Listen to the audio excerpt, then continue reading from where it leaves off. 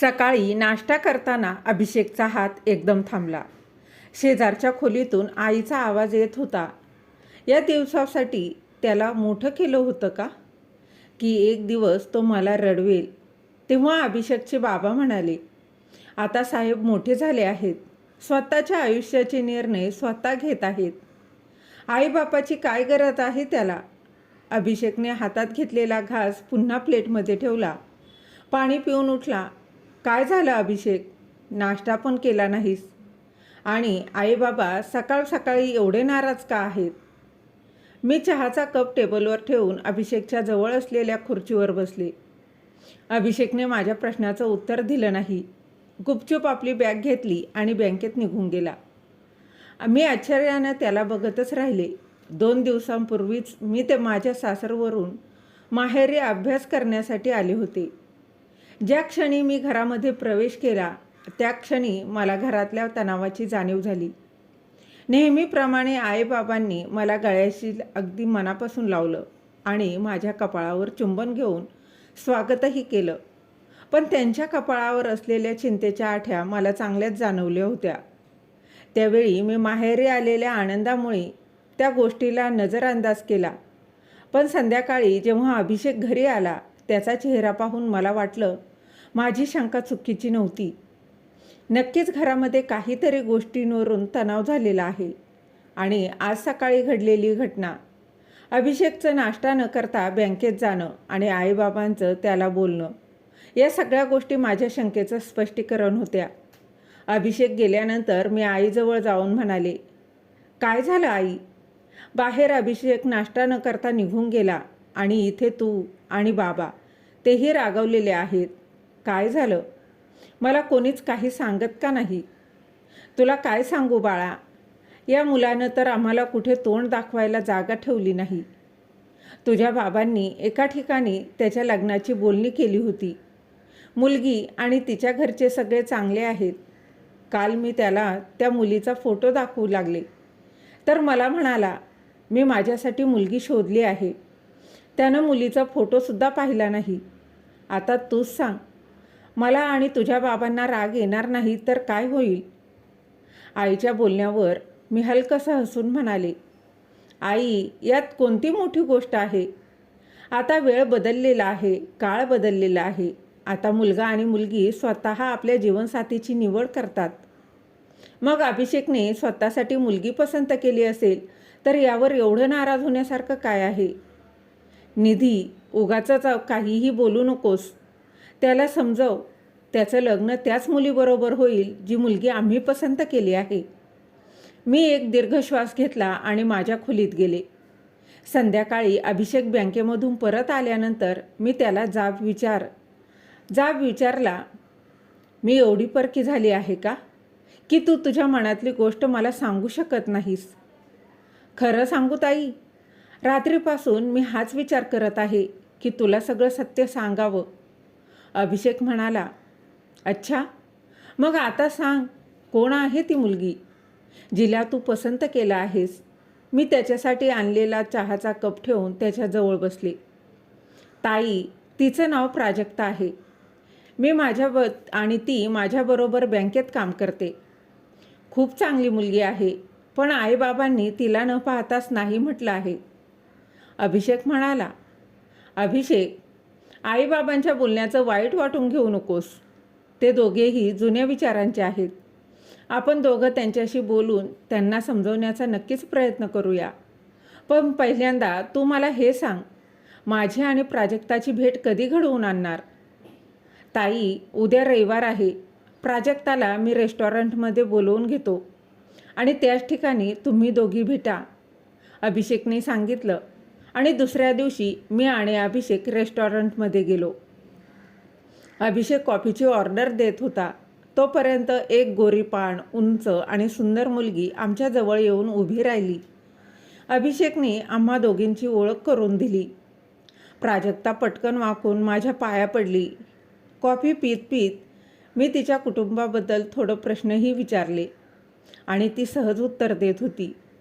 मी तिला म्हटलं, तुला माहीत असेल ना, आईबाबा तुझ्या आणि अभिषेकच्या लग्नाला तयार होणार नाहीत. मग अशा परिस्थितीत अभिषेक जर तुला सोडून त्यांच्या आवडीच्या मुलीशी जर लग्न केलं तर तू काय करशील? ताई, तू हे काय बोलत आहेस? अभिषेक मला मध्येच थांबवू इच्छित होता, पण मी त्याला गप्प राहण्याचा इशारा केला आणि प्रश्न पुन्हा विचारला. प्राजक्ताच्या चेहऱ्यावर वेदनेचे भाव दिसू लागले. ती हळू आवाजात म्हणाली, मी काय करू शकते? मी एखाद्या मूर्खाप्रमाणे पाऊल उचलणार नाही. मी एवढी कमजोर नाही. आयुष्यात संघर्ष करणं चांगल्या प्रकारे माहीत आहे मला. ही सगळी तर दुर्बल लोकांची लक्षणं आहेत. असं करून मी माझ्या आईवडिलांना आणि भावाला जिवंतपणे मारू शकत नाही. आणि प्राजक्ताचं उत्तर ऐकून मला खूप छान वाटलं. मी प्रेमानं तिच्या डोक्यावरून हात फिरवून म्हणाले, मला माझ्या भावाच्या पसंतीवर गर्व आहे. मी तुम्हा दोघांना एकत्र आणण्याचा पूर्ण प्रयत्न करेन. कॉफी पिऊन आम्ही उठून निघालो. तेव्हा अभिषेक म्हणाला, ताई, तुला प्राजक्ता कशी वाटली? खूपच सुंदर आणि समजूतदार. तुझं लग्न तिच्याबरोबर व्हायला हवं. माझं उत्तर ऐकून अभिषेकच्या मनाला थोडा दिलासा मिळाला. एके दिवशी मी कॉलेजवरून परत येत होते आणि त्यावेळी प्राजक्ता माझ्याबरोबर होती. आईला भेटून मी म्हणाले, ही प्राजक्ता आहे, प्रकाशच्या आत्याची मुलगी. गेल्या महिन्यात आपल्या शहरात तिला नोकरी मिळाली आहे. तुझे आईबाबा कुठे आहेत? आईबाबा तर अमरावतीला असतात. मी इथे हॉस्टेलमध्ये राहते. प्राजक्तानं आईला सांगितलं. हे तुझं घर समज. जेव्हा तुझं मन होईल तेव्हा येत जा. आई चालतच प्राजक्ताला म्हणाली. त्यानंतर प्राजक्ताचं आमच्या घरी येणं जाणं सुरू झालं. आईचं आणि तिचं खूप पटू लागलं. 2 दिवस जरी ती आली नाही तर आई तिच्याबद्दल मला विचारू लागली. एके दिवशी दुपारच्या जेवणाच्या वेळी प्राजक्ता घरी आली आणि मी त्यावेळी कॉलेजला गेली होती. ती गेट उघडून आत येत होती आणि तेवढ्यात तिला पायऱ्यांवर आईच्या ओरडण्याचा आवाज ऐकू आला. ती आवाजाच्या दिशेने धावत गेली. पाहिलं तर आई पायऱ्यांवर उतरताना घसरून पडली होती. प्राजक्तानं तिला आधार देऊन उठवलं. आईला हात उचलता येत नव्हता. प्राजक्तानं पटकन कॅब बुक केली आणि आईला डॉक्टरांजवळ घेऊन गेली. एक्सरे काढल्यानंतर डॉक्टरांनी हाताला प्लॅस्टर केलं. संध्याकाळी आम्ही सगळे आईचा हात पाहून घाबरलो. सगळी घटना सांगितल्यानंतर आई म्हणाली, प्राजक्ता खूपच चांगली मुलगी आहे. ज्या जबाबदारीने माझी देखभाल केली आहे, मला विश्वास आहे ते घर खूपच भाग्यशाली असेल, ज्या घरामध्ये प्राजक्ता सून बनून जाईल. मी अभिषेकडे हसून पाहिलं आणि म्हणाले, आई, आपण आपल्या घरालाच भाग्यशाली बनवूया का? अगं, माझ्या हातात असतं तर केव्हाच बनवून घेतलं असतं. पण याला अक्कल यायला हवी ना. माहीत नाही कोणती मुलगी त्याला आवडते. आई अभिषेकडे रागाने पाहूनच म्हणाली. मी आईच्या गळ्यात हात टाकून म्हणाले, आई, एवढी उदास का होतेस? तुझा मुलगा खूपच हुशार आहे. त्यानं प्राजक्तालाच पसंत केलं आहे. तुला काय म्हणायचं आहे? आई आश्चर्यचकित होऊन म्हणाली. मी सांगितलं, प्राजक्ता प्रकाशच्या आत्याची मुलगी नाही. ही तीच मुलगी आहे जिला अभिषेकनं निवडलं आहे. मी आईला सुरुवातीपासून अगदी शेवटपर्यंत सगळ्या गोष्टी सांगितल्या. तू आणि बाबांनी प्राजक्ताला न पाहता नकार दिला होता. माझ्याजवळ तुम्हा दोघींची भेट घडवून आणण्यासाठी दुसरा कोणताच पर्याय नव्हता. मी माझं बोलणं पूर्ण केलंही नव्हतं तेवढ्यात बाबा खोलीमध्ये आले. ऐकलं तुम्ही? निधी काय बोलत आहे? आई अजूनही मी सांगितलेल्या गोष्टींवरून अचंबित होती. मी सगळं ऐकलं आहे आणि याबद्दल आपण उद्या सकाळी बोलू, बाबा म्हणाले. कदाचित बाबांना विचार करण्यासाठी वेळ हवा होता. सकाळ होईपर्यंत मी आणि अभिषेक दोघंही अस्वस्थ होतो. बाबांच्या निर्णयावरच सगळ्या काही अपेक्षा होत्या. रात्रीचं जेवण करताना बाबा म्हणाले, अभिषेक, तुला प्राजक्ता आवडते तर आम्हाला काहीही हरकत नाही. तिला आपल्या घराची सून बनवून आम्हाला पण आनंदच होईल. पण मुलीच्या घरच्यांशी बोलायला आम्ही जाणार नाही. त्यांना आपल्या घरी यावं लागेल. बाबा, यात काय अवघड आहे? ते लोक तुमच्याशी बोलायला येतील, मी म्हणाले. अभिषेक फोनकडे पाहून आनंदी होता. नक्कीच, त्याला प्राजक्तालाही आनंदाची बातमी ऐकवायची होती. रविवारी संध्याकाळी प्राजक्ताचे आईबाबा आमच्या घरी आले आणि चहा पिताना बाबा म्हणाले, आम्हाला तुमची मुलगी पसंत आहे. आम्ही या लग्नासाठी तयार आहोत. तुम्ही साखरपुड्याचा मुहूर्त काढा. तेव्हा प्राजक्ताचे बाबा म्हणाले, मी थोडं अगदी स्पष्ट बोलतो. तुमच्या काही अपेक्षा तर नाहीत ना? अपेक्षा तर काही नाहीत, पण लग्न मात्र अगदी धूमधडाक्यात झालं पाहिजे. आणि तुमच्याकडे मुलीच्या लग्नात रोख रक्कम देण्याची परंपरा आहे, नाही का? हे ऐकताच प्राजक्ताच्या वडिलांच्या चेहऱ्यावर चिंतेची छटा उमटली. मला तुमच्या बोलण्याचा नेमका अर्थ समजला नाही. मी स्पष्ट सांगतो, जर अभिषेक आणि प्राजक्ता एकमेकांवर प्रेम करत नसते तर तुम्ही प्राजक्तासाठी तुमच्या समाजातल्या एखाद्या मुलाबरोबर लग्न ठरवलं असतं. अशा वेळी तुम्ही त्या लग्नात रोख रक्कम दिली नसती का? आता त्या रकमेचं काय? तीच रक्कम तुम्ही आम्हाला द्या. बाबा, तुम्ही हे काय बोलत आहात? अभिषेक आश्चर्यानं उभाच राहिला. त्याला बाबांकडून असं काही ऐकण्याची अपेक्षा नव्हती. आईनेही त्यांच्याकडं मोठ्या डोळ्यांनी पाहिलं आणि म्हणाली, अभिषेक, मोठ्यांच्या मध्ये नको बोलूस. प्राजक्ताचे बाबा अगदी शांतपणे म्हणाले, तुम्ही स्पष्ट सांगितलं तर बरं होईल. तुम्हाला किती रक्कम अपेक्षित आहे? फार काही नाही, पण कमीत कमी 5 लाख रुपये तुम्हाला द्यावे लागतील. अभिषेकचे बाबा अगदी ठामपणे म्हणाले. असं म्हणून आई बाबा एकमेकांकडे पाहून हसले. पण अभिषेकचा चेहरा मात्र रागाने लालबुंद झाला. तो तडक आत निघून गेला आणि त्याच्या पाठोपाठ प्राजक्ताचे आईबाबाही उठून उभे राहिले आणि म्हणाले, आम्ही यावर विचार करून तुम्हाला लवकरच कळवतो. त्या दोघांच्या जाण्यानंतर अभिषेक जोरात ओरडला, बाबा, मी कधी विचारही केला नव्हता की तुम्ही इतक्या खालच्या पातळीवर जाऊ शकता. त्यावर त्याचे बाबा अगदी शांतपणे म्हणाले, अभिषेक, आम्ही तुझं ऐकलं. तुझ्या आवडीच्या मुलीसोबत तुझं लग्न लावून देतो आहोत. पण लग्नात काय होईल आणि काय नाही हे ठरवण्याचा हक्क आमचा आहे, तुझा नाही. नाही बाबा, हे योग्य नाही. मी प्राजक्ताशी हुंडा घेऊन लग्न करणार नाही. मग काहीही झालं तरी चालेल, अभिषेक अगदी ठामपणे म्हणाला. ठीक आहे, त्याचे बाबा रागानेच म्हणाले. मग कान उघडे ठेवून ऐक, तुझं आणि प्राजक्ताचं लग्न होणार नाही. आम्ही या लग्नाला नकार देतो, अभिषेक अगदी संतापाने म्हणाला. हे लग्न होणारच आणि हुंडा न घेता. हे तर ठरलेलं आहे. यासाठी मला काहीही करावं लागलं तरीही चालेल, पण हे लग्न होणार. हे माझं घर आहे, त्याचे बाबा अगदी ठामपणे म्हणाले. इथे राहायचं असेल तर माझं ऐकावंच लागेल. बाबा, जर अशी परिस्थिती असेल तर मी हे घर सोडून जातो. अभिषेक अगदी रागाने पाय आपटत आपल्या खोलीत गेला. मी मात्र थक्क होऊन हा सगळा प्रकार पाहत होते. मला वाटलं होतं की अभिषेकच्या लग्नात आता काही समस्या उरणार नाही, पण इथे तर सगळं आणखीनच गुंतागुंतीचं होत चाललं होतं. दुसऱ्या दिवशी सकाळी आईशी बोलल्यानंतर ती उदासपणे म्हणाली, हे बघ निधी, तू अभिषेकची बाजू घेऊ नकोस. तुझे बाबा लग्नाला तयार झालेत हीच फार मोठी गोष्ट आहे. लग्नात आम्ही थोडीशी रक्कम घेतली तर त्यात काय मोठं आहे? आमच्यासारख्या अनेक आईबाप आहेत जे हुंडा घेतात. मी म्हणाले, आई, अभिषेकही एकटा असा नाही आहे जो या प्रथेचा विरोध करत आहे. आजकाल शिकले सवरलेले तरुण हुंड्याच्या विरोधात अगदी ठामपणे आवाज उठवत आहेत.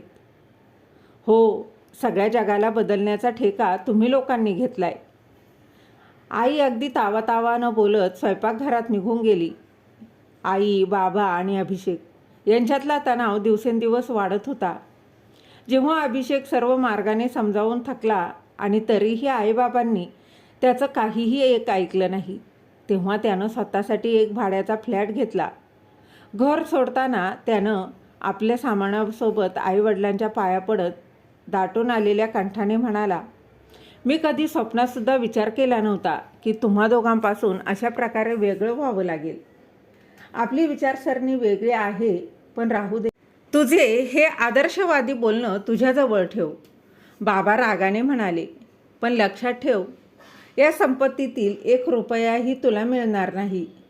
हे घर मी निधीच्या नावावर करणार आहे. बाबा, तुमच्या संपत्तीची मला काहीच अपेक्षा नाही. तुम्ही आनंदाने सगळं ताईच्या नावावर करा, अभिषेक शांतपणे म्हणाला आणि घर सोडून निघून गेला. आईच्या डोळ्यात मात्र अश्रू दाटून आले होते. 15 दिवसानंतर अभिषेक आणि प्राजक्ताचं लग्न एका मंदिरात अगदी साधेपणाने पार पडलं. प्राजक्ताच्या आईवडिलांनी अभिषेकला समजवण्याचा खूप प्रयत्न केला की त्यांना हुंडा द्यायला काहीच अडचण नाही, पण अभिषेक मात्र आपल्या सिद्धांतापासून ढळला नाही. त्यामुळे आईवडिलांनी पुढे या विषयावर जास्त चर्चा करणं टाळलं आणि लग्नाच्या एका दिवस आधी अभिषेक आपल्या आईवडिलांना लग्नाला येण्यासाठी घरी बोलवायला गेला होता. पण त्यांनी जाण्यास नकार दिला. मात्र मला आणि माझ्या नवऱ्याला लग्नाला जाण्यासाठी त्यांना काहीच हरकत नव्हती.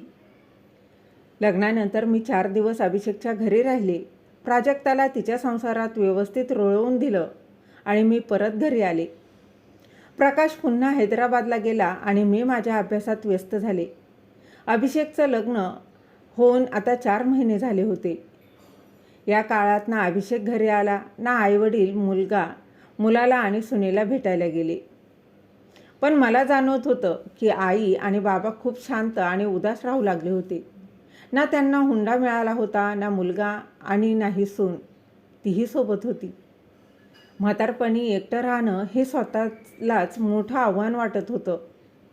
एका संध्याकाळी बाबांचे जुने मित्र मंदार काका घरी आले आणि बोलता बोलता त्यांनी बाबांना विचारलं, एक गोष्ट कळली नाही, तुम्ही अभिषेक आणि प्राजक्ताच्या लग्नाला परवानगी दिली होती, मग अभिषेक वेगळा का राहतोय? त्यानं मंदिरात लग्न का केलं? त्यावर बाबा हळू आवाजात म्हणाले, काय सांगू मंदार, छोट्या छोट्या गोष्टींवरून आमचं पटत नव्हतं, आमच्या विचारसरणी जुळत नव्हत्या. पण याचा अर्थ असा नाही की घर सोडून जावं आणि स्वतःचं लग्न स्वतः ठरवावं. आपण मुलांना मोठं करतो ते या दिवसासाठी का? काकांनी पुढे विचारलं, पण का वाढला एवढा ताण? बाबा थोडं शांत होत म्हणाले, अरे जमाना खूप बदलला आहे. आताच्या पिढीला आईवडिलांचं महत्त्व कुठे आहे? त्यांच्या भावनांकडे दुर्लक्ष करत स्वतःच्या स्वार्थात गुरफटलेले असतात. आणि बाबांच्या शब्दात दुःख, राग आणि तुटलेल्या अपेक्षांचा सूर अगदी स्पष्ट जाणवत होता. काका गेल्यानंतर आई संतापली. मित्रांसमोर मुलाला दोष देण्याची काहीच गरज नव्हती. का त्यांना सांगितलं नाही की तुम्हीच हुंडा मागत होता?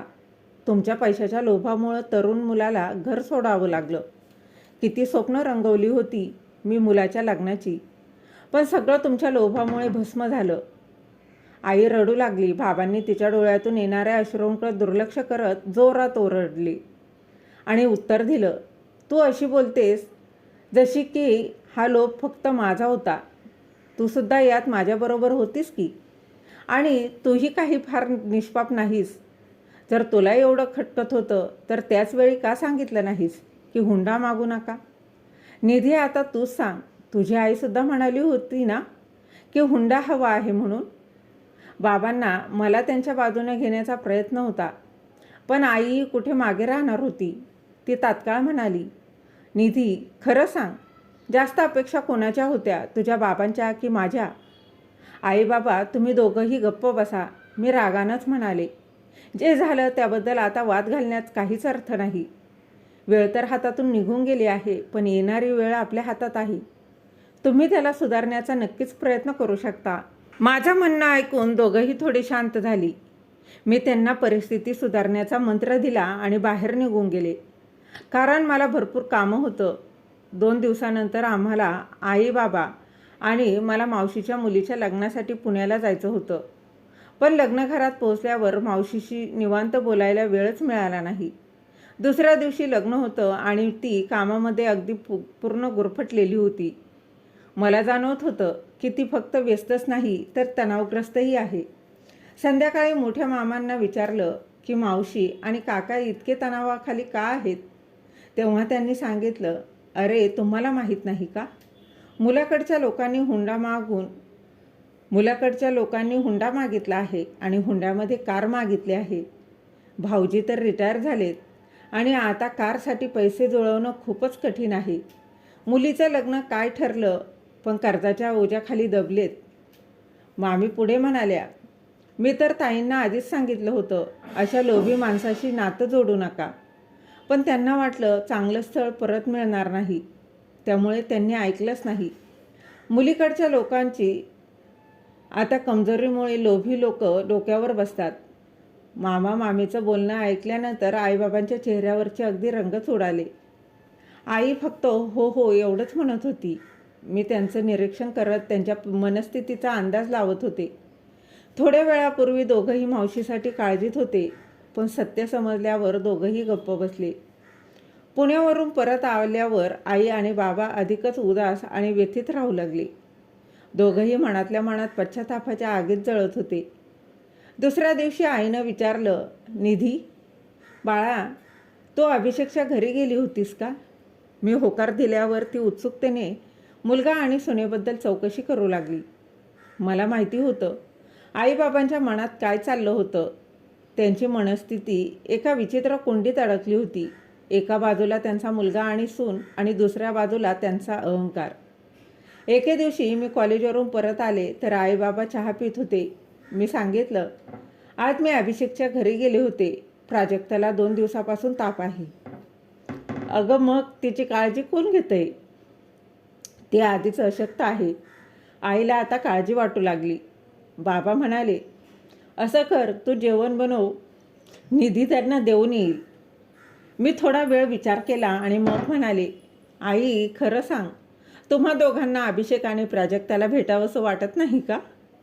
तुमच्या मनाला त्यांची ओढ लागत नाही का? आई म्हणाली, रात्री झोपही येत नव्हती आणि त्यावेळी किती अस्वस्थ वाटतं हे सांगायलाच नको. तुझ्या बाबांना काही म्हटलं की त्यांचे डोळे पाणवतात. ते म्हणतात आई बाबा घराला बसवतात आणि आम्ही एका बसलेल्या घराचे 2 तुकडे केलेत. पण आई बाबा, जर तुमचं खरंच मन होतं तर हे तुकडे पुन्हा एकत्र जोडायला तुम्हीच पुढाकार घेतला पाहिजे. आईने अश्रू पुसत विचारलं, निधी अभिषेकला आमची आठवण येते का गं? आई बाबांनो, तुम्हाला तुमच्या ममतेवर विश्वास नाही का? जर तुम्ही त्याला विसरू शकत नाही तर तो तुम्हाला कसा विसरेल? ही संधी खूप महत्त्वाची आहे. यावेळी तुम्ही गेलात तर तुमचं मोठेपण दिसेल आणि तुमचं स्वप्नही पूर्ण होईल. ठीक आहे, बाबा म्हणाले. आणि आपण आपल्या मुलगा आणि सुनेला भेटायला जाऊया. आम्ही तिघंही अभिषेकच्या घरी पोहोचलो. आम्हाला अचानक आलेलं पाहून अभिषेक आणि प्राजक्ता आश्चर्यचकित झाले. प्राजक्ता पटकन उठून आईबाबांच्या पाया पडली. आईने प्रेमाने तिच्या डोक्यावरून हात फिरवत म्हटलं, आम्हाला माफ करा. आम्हीच आमच्या चुकीसाठी खूप पश्चाताप केला आहे. आई असं बोलू नकोस. माफी मागण्याचा अधिकार फक्त मुलांचा असतो. प्राजक्तानं विनम्रपणे उत्तर दिलं आणि बाबांना पाहून अभिषेकचा चेहरा अगदी आनंदाने उजळला. त्यानं आदराने दोघांना बसवलं. मी पटकन सर्वांसाठी चहा बनवला. चहा पिताना बाबा म्हणाले, बाळांनो, झालेल्या गोष्टी विसरा आणि आता परत आपल्या घरी जायची तयारी करा. बाबा, परिस्थितीमुळे मी तुमच्यापासून वेगळा राहायला आलो होतो, पण तुमच्यापासून दूर कधीच गेलो नाही. तुम्ही म्हणाल तेव्हा आम्ही परत येऊ, अभिषेक म्हणाला. आईबाबांना होत असलेल्या पश्चातापाबद्दल मी अभिषेक आणि प्राजक्ताला आधीच सांगून ठेवलं होतं, त्यामुळे त्यांनी स्वतःला मानसिकदृष्ट्या तयार केलं होतं. मग उशीर कशाला? मी म्हटलं, आजच तुम्ही दोघं आमच्यासोबत चला. सामान नंतर घेऊन येऊ. प्राजक्ता आजारी आहे. आपल्या घरी तिची चांगली काळजी घेता येईल आणि मला सुट्टीही घ्यावी लागणार नाही, अभिषेक म्हणाला. त्याच्या या बोलण्यावर प्राजक्ताने डोळे तिरके करत त्याच्याकडं पाहिलं आणि हसू लागली. मी मनात विचार करत होते, आयुष्यात सुख आणि दुःख हे ऊन सावलीसारखं असतं. जिथे मनात खरं प्रेम असतं तिथे नातं एवढ्या सहज तुटत नाही. तर मग मित्र आणि मैत्रिणींनो, ही कथा आपल्याला नातेसंबंधाच्या महत्त्वाची जाणीव करून देते. प्रेम आणि समजूतदारपणा आणि पश्चाताप यांच्या बळावर प्रत्येक नातं अधिक घट्ट बनू शकतं. जर ही कथा तुमच्या मनाला स्पर्शून गेली असेल तर कृपया कथा लाईक करा, शेअर करा आणि अशाच हृदयस्पर्शी कथा ऐकण्यासाठी आणि वाचण्यासाठी चॅनलला सबस्क्राईब नक्की करा. भेटूया अशाच एका नवीन कथे.